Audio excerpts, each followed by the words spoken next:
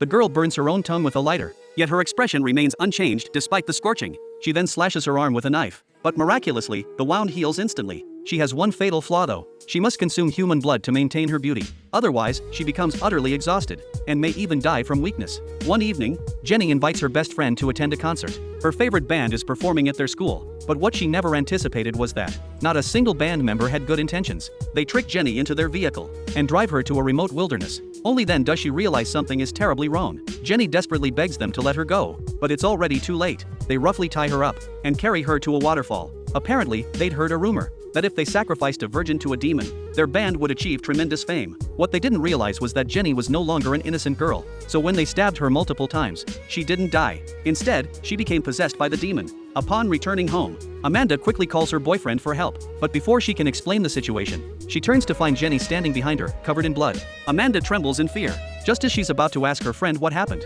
Jenny suddenly behaves like a fiend, frantically searching the refrigerator for food. After stuffing her mouth, she howls like a monster, even spewing copious amounts of black liquid. Amanda is paralyzed with fear at this sight. When she reaches for her phone to call the police, Jenny stops her, then pushes her down, looking as if she might devour her friend. But ultimately, she regains her senses and spares her best friend. Soon after, Amanda tells her boyfriend about last night's events. She worries that Jenny might be possessed by a ghost, since Jenny nearly killed her the night before. But after hearing Amanda's story, her boyfriend dismisses her concerns. He thinks his girlfriend is overthinking it. Perhaps Jenny was just mimicking someone eating flour. However, reality proves Amanda's suspicions were correct, as Jenny has completely transformed into something else. That afternoon, she finds the chubby guy who's always had a crush on her, and uses her beauty to lure him into the woods. The naive boy thinks she wants to get intimate with him, so without hesitation, he prepares for action. But before things progress, he notices all the surrounding animals gathering to watch. The chubby guy senses something's wrong, but unfortunately, his realization comes too late. Jenny forcefully pushes him against a tree,